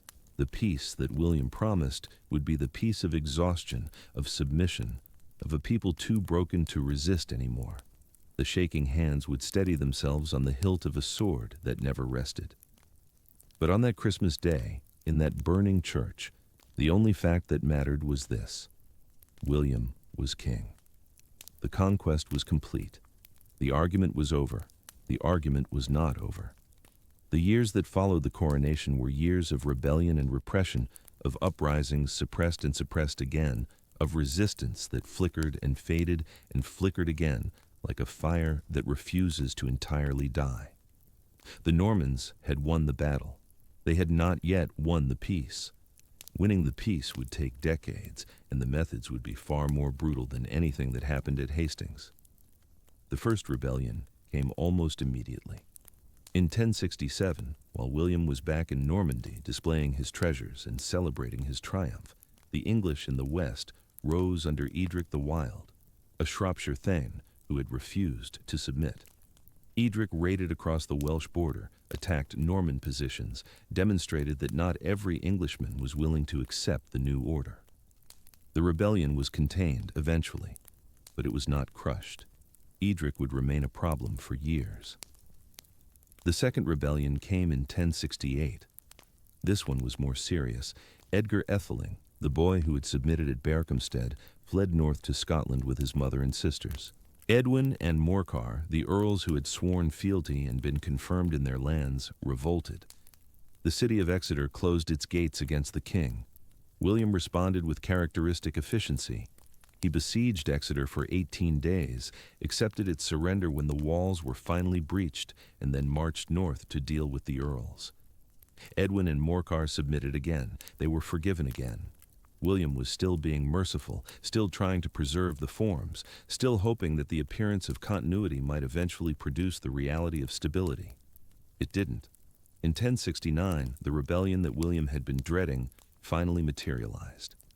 A Danish fleet arrived in the Humber. The Danes were not invaders in the fullest sense. They were raiders, opportunists, looking for plunder and perhaps a negotiated payoff. But their arrival transformed the strategic situation. Suddenly, the English had allies. Suddenly, the northern resistance had professional warriors, experienced soldiers, a fleet that could threaten William's coastal positions. Edgar Atheling joined the Danes. The English of Northumbria rose en masse. The Norman garrison at York was massacred.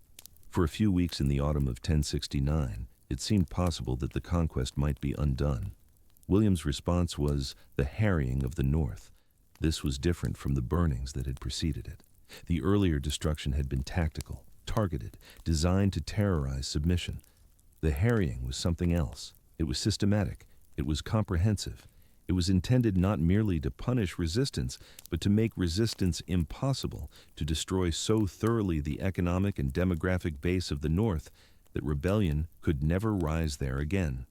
The Norman army moved through Yorkshire in the winter of 1069-1070, and where it passed, it left nothing. Villages were burned, crops were destroyed, livestock was slaughtered. The stored grain that would have carried the population through the winter was put to the torch. The men who might have fought were killed. The women and children who might have supported them were left to starve. The destruction was so complete, so thorough, so deliberate that the Domesday Book, compiled 17 years later, still records vast stretches of Yorkshire as waste, uninhabited, uncultivated, worthless. The chroniclers, even those sympathetic to William, describe the harrying with horror. Orderic Vitalis, a Norman monk writing decades later, called it a crime that condemned William's soul. The death toll is impossible to calculate precisely, but modern estimates suggest that over 100,000 people died, most of them not from Norman swords, but from the famine that followed the destruction. It was, by any reasonable definition, a genocide. The Danish fleet accepted a payment and left. Edgar Atheling fled back to Scotland. The northern resistance collapsed, not because it was defeated in battle, There was no battle, but because there was nothing left to resist with. The North was empty. The North was silent. The North belonged to William because there was no one left to dispute his ownership. The other rebellions continued, sporadically. Hereward the Wake held out in the fenlands of East Anglia until 1071, a guerrilla campaign that produced legends but not victories. Edwin was killed in 1071, betrayed by his own men while trying to flee to Scotland. Morcar was captured in the same year and spent the rest of his life in prison. Edgar Etheling survived, eventually making peace with William, eventually even fighting in William's armies, living long enough to see the conquest of his kingdom become ancient history. He died in obscurity, the last of his line, the final thread of the House of Wessex. By 1072, England was pacified. The word is precise. The country was not reconciled. The country was not assimilated. The country was pacified, made peaceful, made quiet, made incapable of further resistance. The methods had been brutal because brutality worked. The conquest that had been achieved in a single afternoon at Hastings had been confirmed over 5 years of burnings and hangings and deliberate starvation. The violence was the foundation. Everything else was built on top of it. And on that foundation, William built a kingdom.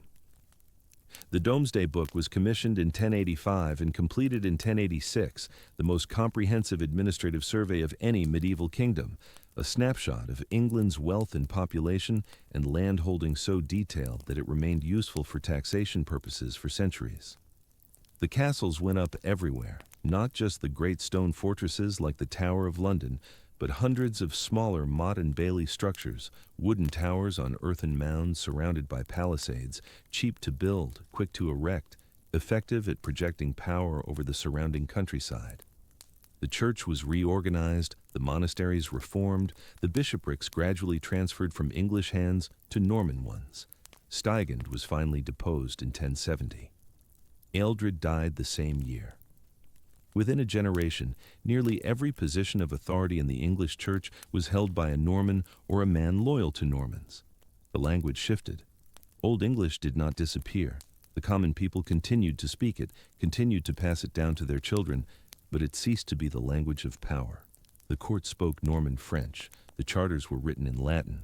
The words that described governance, law, military affairs, the aristocracy, these words were French words now, and they remain French words in English today. Government, parliament, castle, prison, judge, jury, army, navy, duke, count, baron. The linguistic archaeology of modern English is a map of conquest. Every time we use a word borrowed from Norman French, we are speaking in the vocabulary of the men who burned Yorkshire. William died in 1087, 21 years after Hastings. He was injured in a riding accident while campaigning in France. His horse stumbled on the embers of a burning town, and the pommel of the saddle was driven into his abdomen. The wound turned septic.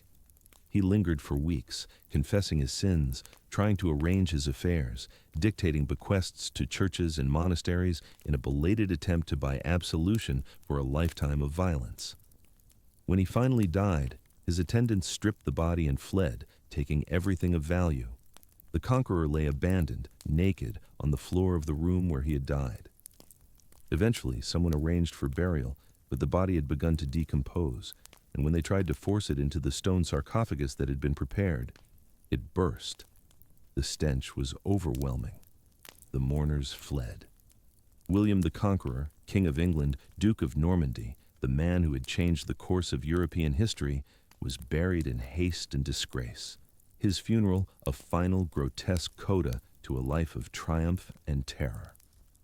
None of this was visible on that September evening in 1066, when the sun set over Stamford Bridge, and the survivors of Harold Hardrada's army began their long retreat to the ships.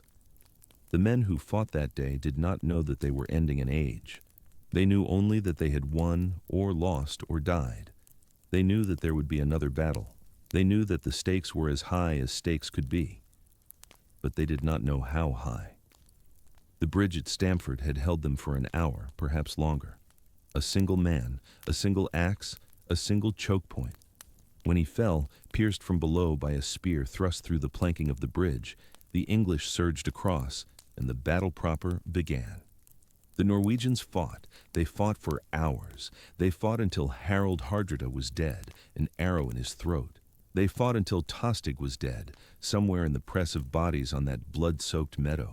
They fought until there was nothing left to fight for except survival, and then they fled, and the English pursued, and the slaughter continued until the darkness made further killing impossible.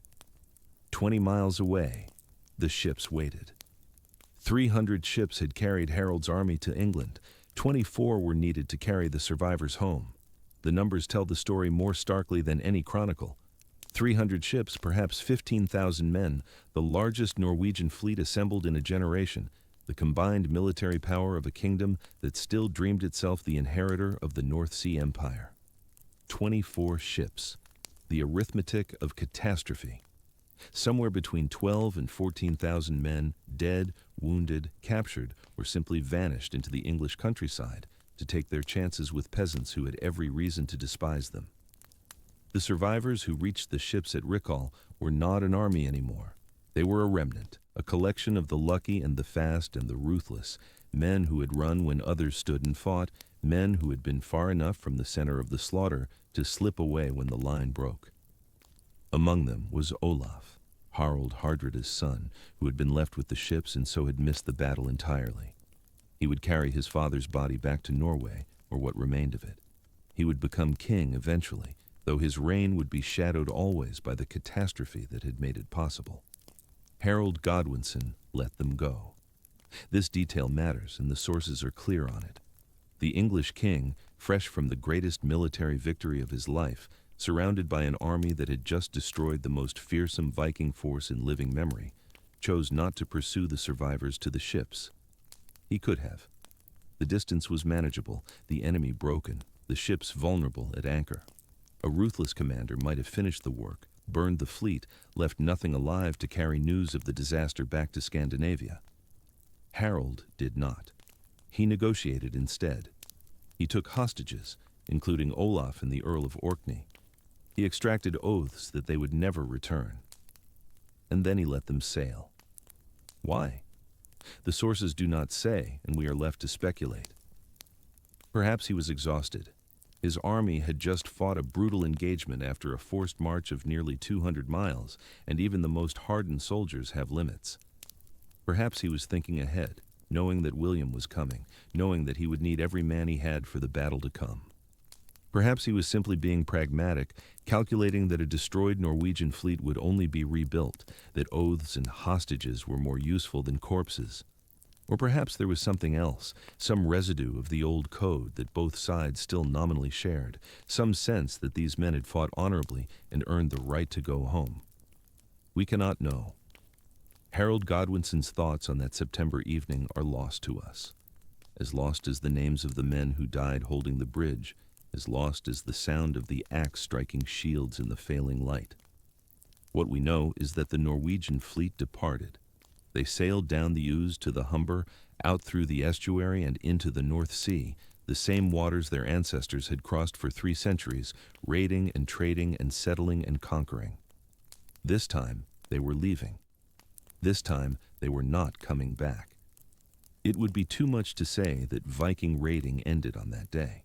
Small-scale attacks would continue for years, decades even, the last desperate gasps of a way of life that was becoming obsolete. But the great age of Scandinavian expansion, the era when fleets of dragon ships could appear without warning and reshape the political map of Europe, that age was over. Stamford Bridge was its final battle.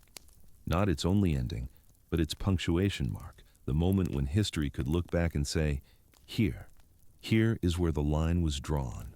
Here is where the future diverged from the past. Harold had no time to savor the victory. The messengers arrived within days, perhaps within hours. William had landed. The Norman fleet had crossed the Channel on September 28th, 2 days after Stamford Bridge, while English and Norwegian blood was still drying in a meadow near York. The wind that had held them in Normandy for weeks had finally turned. William had waited at Saint-Valery-sur-Somme, watching the weather, keeping his army fed and disciplined through the interminable delay.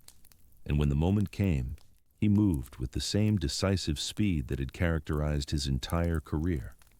Perhaps 700 ships, perhaps more. Somewhere between 7 and 10,000 men, including cavalry, archers, and infantry, the full military resources of Normandy, supplemented by adventurers from across northern France, Bretons and Flemings, and men from Maine and Anjou, all drawn by the promise of English land. They landed at Pevensey, on the Sussex coast, and immediately began fortifying their position. William had no intention of marching into England blind. He would wait for Harold to come to him. Harold came. He came as fast as humanly possible, covering the 200 miles from York to London in approximately 4 days, a pace that would be remarkable for a man on a fresh horse with no other concerns, let alone a king with a wounded army and a kingdom in crisis. He paused in London only long enough to gather what additional forces he could, the fyrd of the southern shires, such men as had not already marched north with him, the remnants of the great army he had assembled to face the Norman invasion that had not come in the summer. His brothers urged caution. Gurth, the next eldest of the Godwin sons, suggested that he take command while Harold waited in London, arguing that the king should not risk himself in battle against an enemy of unknown strength. Harold refused. He had always led from the front. He would not change now. What he was thinking, we cannot know. The decision to march south immediately, without waiting to rest his army or gather more men, has been debated by military historians for 9 centuries. Some see it as fatal overconfidence, the arrogance of a man who had just won the greatest victory of his life and could not imagine losing. Others see it as strategic necessity, the calculation that every day William was allowed to consolidate his position made him stronger, that the Normans needed to be hit hard and fast before they could establish themselves. Still others see desperation, a king who knew he was outmatched and chose to gamble everything on a single throw rather than endure the slow erosion of a prolonged campaign. The sources give us fragments. They tell us that Harold received intelligence about William's movements, that he knew the Normans were ravaging the Sussex countryside, burning villages and farms, deliberately provoking a response. William was baiting a trap, and Harold walked into it. Or Harold saw through the trap and chose to spring it anyway, gambling that his infantry could hold against Norman cavalry if he could choose the ground. Or Harold had no choice at all, because a king who lets invaders burn his kingdom without response is not a king for long. He marched south, through London, gathering men as he went, down the old Roman road toward the coast. The army that had fought at Stamford Bridge formed its core, hardened veterans who had already killed once that month and would kill again. But they were tired. They had marched 400 miles in 2 weeks. They had fought a desperate battle against one of the most experienced military forces in Europe, and now they were marching again toward another battle against another army with the fate of the kingdom balanced on their exhausted shoulders. They arrived at Senlac Hill on the evening of October 13th, 1066. The next morning, the Normans attacked. What happened at Hastings has been told many times by many voices with varying degrees of accuracy and embellishment. The essential facts are not in serious dispute. Harold positioned his army on a ridge, the traditional English tactic, forming a shield wall that presented a solid front to the enemy. William attacked uphill with cavalry, archers, and infantry in combination. The English held. For hours they held. The shield wall bent but did not break. Norman cavalry charged and were repulsed. Norman infantry advanced and were thrown back. William's horse was killed under him, possibly multiple times. Rumors spread through the Norman ranks that the Duke himself had fallen, and William was forced to ride along the line with his helmet raised, showing his face, shouting that he was alive. The battle lasted all day. This is unusual for medieval warfare, where engagements typically ended within hours, one side or the other breaking and fleeing before exhaustion could set in. But Hastings ground on, hour after hour, the shield wall holding against repeated assaults, the Normans unable to break through, the English unable to drive them off. The killing was immense. The slope of Senlac Hill grew slick with blood and bodies. Men fought standing on the corpses of their friends and enemies alike. The breakthrough came late in the day, and it came through a tactic that remains controversial in the historical record. The Normans feigned retreat, or perhaps some of them retreated genuinely, and others saw an opportunity.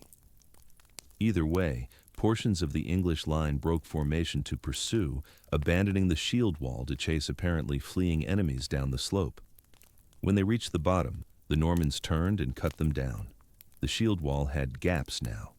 The Norman cavalry could exploit them. Harold died late in the afternoon. The manner of his death is disputed. The famous arrow in the eye appears in some sources but not others, and the Bayeux tapestry, often cited as evidence, is ambiguous at best. What is certain is that he fell, and that his death ended the battle. The English army, leaderless, exhausted, its ranks thinned by a day of relentless combat, finally broke. The survivors fled into the gathering darkness. The Normans pursued until night made pursuit impossible. 2 brothers of the king died with him. Gurth and Leofwine, the last of the great Godwin's sons, cut down somewhere on that bloody ridge. The dynasty that had dominated English politics for half a century was ended in an afternoon. The army that had destroyed Harold Hardrada 3 weeks earlier was itself destroyed. The shield wall that had held the bridge at Stamford, that had held the line against Norwegian axes, could not hold against Norman cavalry and Norman arrows and Norman persistence. 19 days. That is the span of time between the 2 battles. 19 days from Stamford Bridge to Hastings. 19 days to end the Viking Age and begin the Norman one. 19 days to transform England from a North Sea kingdom, culturally and politically oriented toward Scandinavia, into a province of the continental mainstream, tied to France by conquest and by blood. 19 days in which everything changed and nothing could be undone. We will never know what would have happened if Harold Hardrada had not invaded. If Harold Godwinson had been able to meet William with a fresh army, rested at full strength, having had months to prepare instead of weeks. If the shield wall at Hastings had been manned by soldiers who had not just marched 400 miles and fought a pitched battle at the end of it. The counterfactual is tempting, but it is also meaningless. History is not a laboratory where we can run experiments with controlled variables. History is what happened, and what happened was Stamford Bridge and then Hastings, the double blow that broke England's back. The man on the bridge understood none of this. He could not have. He was a single warrior, holding a single choke point, buying time for an army that would lose anyway, serving a king who would die in a meadow before the sun set. His name is lost. His face is lost. His thoughts, his fears, his reasons for standing when others fled, all lost beyond recovery, beyond speculation. We know only that he stood, that he killed, that for an hour more or less, the entire English advance was held at bay by one man with an axe, and then a spear came up through the planks of the bridge, thrust by a man in a boat who had floated beneath the battle to find this gap in the armor, this one vulnerable point in an otherwise impenetrable defense. The blade entered flesh. The body fell. The bridge was open. The age ended. The sources do not tell us what happened to the body. Perhaps it was trampled in the English charge, ground into the blood-soaked timbers of the bridge, eventually pushed or kicked into the river below. Perhaps it was stripped and left where it fell, anonymous meat for the crows and the dogs that would feed well that week. Perhaps in the chaos of the aftermath, someone who knew him found the body and gave it whatever burial was possible under the circumstances. We do not know. We will never know. The man who held the bridge was dead, and his death was a footnote to a battle that was itself about to become a footnote to a greater disaster. But here's what remains. Here is what survives the silence of 9 centuries. The image of a man choosing to stand. The knowledge that in the calculus of war, there are moments when one body in the right place can change everything, even if the change is only temporary, even if the war is already lost. The bridge held because he held it. The English were delayed because he delayed them. Whether that delay cost Harold the battle at Hastings is impossible to say. The margins were so thin, the contingencies so numerous, that any single factor might have been decisive. But the delay happened. It was real. It mattered to the men who were trying to cross that bridge and could not. It mattered to the men on the other side who used that hour to form their lines, gather their courage, prepare for the death that was coming. Stamford Bridge is not remembered the way Hastings is remembered. It has no tapestry. It has no anniversary marked by nations. The town that bears its name is quiet now, a small place in the Yorkshire countryside, unremarkable to anyone who does not know what happened there. The river Derwent still flows beneath the bridge, though the bridge itself has been rebuilt many times, no trace of the original wooden structure surviving. If you stand on the modern bridge and look down at the water, you are looking at the place where an age ended. But the water does not remember. The water flows on. The Vikings left behind them the shape of Europe, the kingdoms they founded, the trade routes they established, the languages they influenced, the genetic legacy that still shows in the faces of people from Dublin to Novgorod. They were not monsters, despite what the monks who chronicled their raids would have us believe. They were people, complex and contradictory, capable of extraordinary violence and extraordinary creativity, builders of ships and laws and cities, destroyers of monasteries and kingdoms and lives. They did what all peoples do when they have the power to do it. They expanded, they took. They made the world conform to their needs, and then they were absorbed, assimilated, converted, transformed into the ancestors of the very peoples they had once terrorized. Harald Hardrada was the last of them, the last king to believe that the old ways were still possible, that a man with enough ships and enough warriors could still carve a kingdom out of the chaos of the Christian West. He was wrong. The world had changed. The age of the freelance conqueror, the sea king who owed allegiance to no one, the Viking in the original and truest sense of the word, that age was over. Stamford Bridge proved it. The bridge that held for an hour and then fell, and with it fell everything the men on it had believed about how the world worked. 9 centuries pass.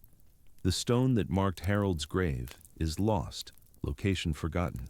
The meadow where he fell is farmland now, or suburbs, or something equally unremarkable. The genetic traces of his army are scattered across Yorkshire, undetectable, meaningless. Of the 15,000 men who sailed to England in the summer of 1066, perhaps nothing visible remains.